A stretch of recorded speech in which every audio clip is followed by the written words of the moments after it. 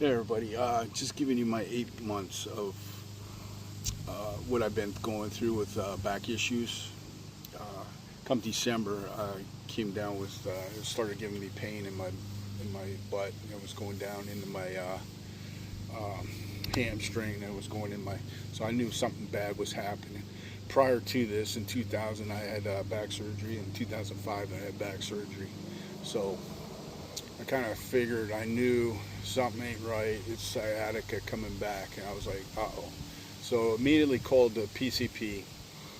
When you call there, they put you on with a scheduler, and the scheduler's from out of town, and he goes to me, I can get you in about 2 months. I'm like, 2 months to see my PCP? That doesn't sound right, but can you put me on a list? If somebody cancels, I can get in earlier. Yeah, we could do that. So I get put on the list. In the meantime, I'm like, I got to do something. So I go to a chiropractor. He wouldn't do anything, recommended me get an MRI. So I called I texted my PCP again, and he said, I'll give you a referral for MRI. So I get a referral for MRI. I have to do the legwork on that. I'm calling around. The closest place, not in Erie, but it was like 30 miles away. So I had to go to New York State to get an MRI, which is cool. It's 30 miles, nice drive. So I get that done within like 10 days. So this is like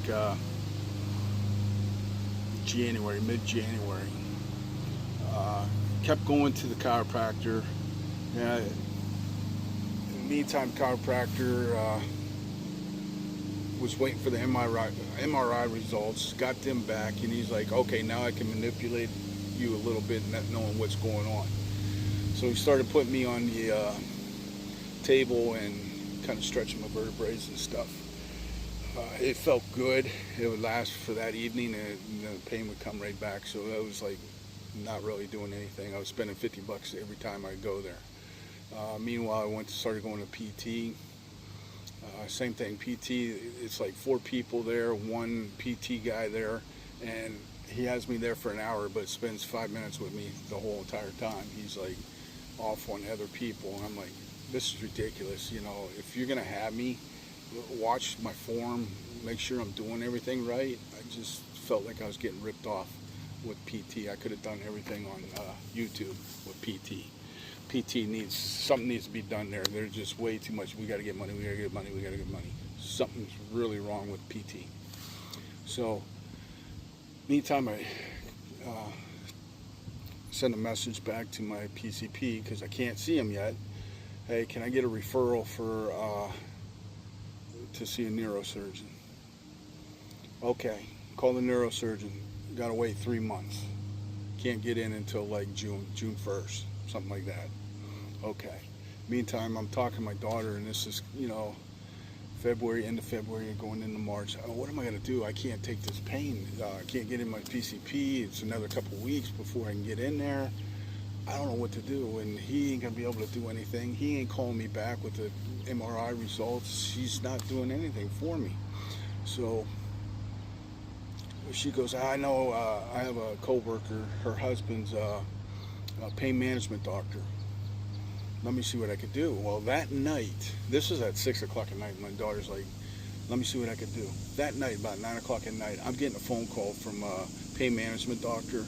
He's coming back from Pittsburgh, coming home to Erie from a dinner or whatever. He's talking to me on the phone, asking me all these questions, what's going on, where's it hurt, blah, blah, blah. Tell him everything. I'm like, oh my God, there is a God. He goes, well, I'm going to get a hold of my PA, and we'll schedule an appointment. The very next day, the PA or the office called, well, we're going to get you in to see the PA. Within 2 days, I was getting an injection, and they put me on gabapentin. Gabapentin helped tremendously. It took the edge away. It didn't take all the pain away, but it took the edge away. It made me,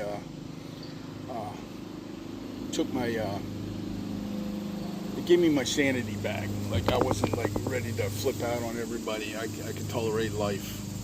So Got a first injection. I'm like, okay, this is doing good. It lasts about 2 weeks. Get another injection, lasts about another 2 weeks. Get a third injection, lasts about another 2 weeks. Meantime, I'm like, I have this neurosurgeon appointment coming up. So right around June 1st, can't remember the date, but it's right around June 1st. And this is the first time, June 1st, anybody sat me down and actually went over my MRI, which I had done back in January. So I went from January all the way to June with an MRI. No one gave me the results. I'm like Googling the results, trying to use AI to put it in layman's terms what the hell's going on with my back. So I get all this information. There's a lot of things that's going on with it, but there's no one that's, actually explain to me. So I go there June 1st, and the doctor's like, all right, this is what's going on. This is how we could fix things. We can either do a laminectomy, decompression surgery, or we could do fusion and like fusion on S1, L5 S1, fuse that, then L4 and L5, we would put a new disc in there. I'm like, oh boy, that's pretty crazy. So I decided to go and get the decompression surgery, less invasive surgery. So I got that scheduled for July 20th, and I'll let you know how it goes. So July 20th came around, and I have to be there at 6. I get there, I'm always early, so we get there at 5:30, so we had to wait around till 6, got registered and everything, and then they took me back, had me change my clothes. I'm in pre-op, put the IVs in and all that. Everybody comes and, hey, how you doing? We gotta sign your back, whatever, blah, blah, blah.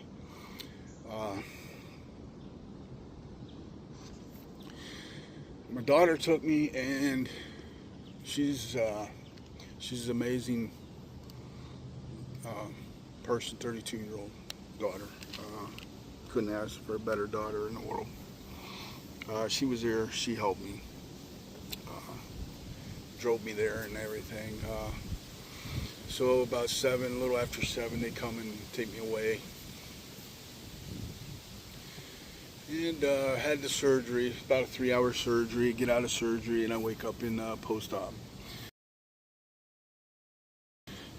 Post-op, I noticed right away, pain in my leg was gone, pain in my butt was gone, the pain going down my calf was all gone, everything was gone. Had to wait down in post-op for a couple hours. I was getting a little perturbed because that bed stunk. It was horrible. It wasn't for long term. It was just for, hey, wake up, let's get you in the room and get you off this bed. Well, I had to wait down there almost all morning. Whatever. But thank you to Lauren, my nurse, post-op. She was amazing. She put up with my antics, and I really appreciate her. St. Vincent's, Erie, Pennsylvania, Lauren, post-op nurse. Anyhow, I get up to the room, and 2 things I had issues with. I couldn't pee, which I knew that was going to happen. It was everything's numb down there, so everything takes a while to wake up. So what was happening was I was go to the bathroom, I get out of bed, which I was getting out of bed right away. They just watched me get out of bed, make sure I didn't need a walker or whatever, and go in there and I'd tinkle. I'd try to push it out a little bit, but it felt like I was gonna blow my back out with the stitches and the staples. So you can't really push too hard. So I was leaving, like they'd have to come and do a ultra scan or whatever on my bladder, and I was leaving like 600 and 500 and 300, and it would stay right around. I'd be leaving 300. I don't know, whatever, in my bladder, and that's not normal. It should be all gone. So they kept me overnight the first night, which was kind of what we thought, because usually they could do like a microscopic surgery on my back, but because of all the scar tissue, he had to cut me all the way open. So I have a 4-inch gash in my back, He had to make sure that I wasn't like internally bleeding with, and they just wanted to keep me overnight. So I stayed overnight the first night. Well, the second night, or towards the end of the day, I'm like, I don't know if I can go home. And I'm not like that because I don't like hospitals. I don't like being catered to or whatever. But I'm like, if I go home and I can't pee yet and I get too much urine in my bladder, that's not a good feeling. Then I got to go to the ER, pay $300, and they put a thing in my, catheter and let me go to the bathroom, and that would be it, whatever. I'm like, I'm going to stay a second night. So I spent 2 nights there. Should have spent 1 night there. But I ended up spending 2 nights, and it was kind of by my choice. I don't know. Maybe I'm kind of wimpy. But this was on a Monday surgery, and Wednesday I ended up going home like at noonish. Walked down from the 9th floor to the main lobby to my car. My daughter took me home. Got home. Felt pretty good. No pain in the leg. No pain in the butt. It was you knew you were fixed. It was like I knew I was fixed. The only pain I had was the surgery site, which I know that's pain, but I know that's temporary because that's going to heal. Well, 2 weeks go by, and that's today. My 2-week checkup to get my staples out or whatever is today. I'm waiting to get picked up. I can't drive yet, but throughout these 2 weeks, I ended up being able to pee okay, and I had surgery Monday, and I didn't really go number 2 until Thursday because everything just shut down. All the medications and that just made it horrible to poop, and it was just tough. So Thursday I ended up pooping. You can't strain too much because you feel like you're going to blow your back out again. So Thursday, and after that I was going to the bathroom pretty good, both 1 and 2. Okay. My ride's here to go to my doctor appointment, but yeah, 2 weeks out, I have no pain going down my leg, nothing in my butt. The only thing I have is numbness in my foot still. It's a little bit worse than it was. Kind of bothersome, like your foot's always asleep to some degree. Sometimes it's just the right 2 toes, the other times it's the whole foot. So I can't figure that out. I kind of know what it is. Like nerves are the last thing to heal, and I know he was in there monkeying around and probably agitated the nerve, and the nerve was pinched for so long. I might even have nerve damage for the rest of my life, but who knows? Yeah. So that's the only thing I have residual that's going on is the numbness in my foot. Hopefully that'll go away in the next week or so, couple weeks. But I'll go to the doctor's today. He's got to get the staples out and see where I go from here. 2 weeks out, I'm not allowed to drive. I'm not allowed to lift over 5 pounds. If I sit on something hard, it's a little bothersome. If I stand up for long periods of time, it's a little bothersome. I get tired real quick too. The one piece of advice I give you is try to be as best shape as you can going into the surgery, which I did. I kind of fought through the pain, and especially when I got the gabapentin, that kind of helped. I was able to, keep lifting weights and stuff, try to do as much core stuff as I could.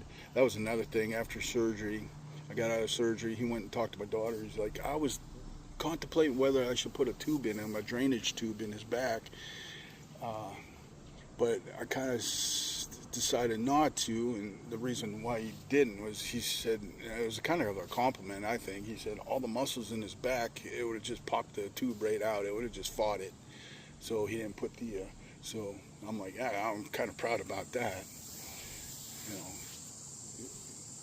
Try to strengthen my back and stomach muscles as best I could for the surgery. But if anything, if you can get yourself in the best shape as you can going into surgery, and I know some people you just can't do it and you're too much pain, got it, understand it, but if you can, that helps. that helps.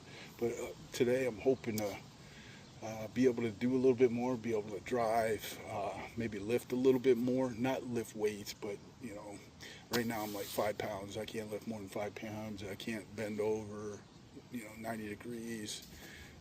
Can't twist too much, all that. So I'll let you know how it goes.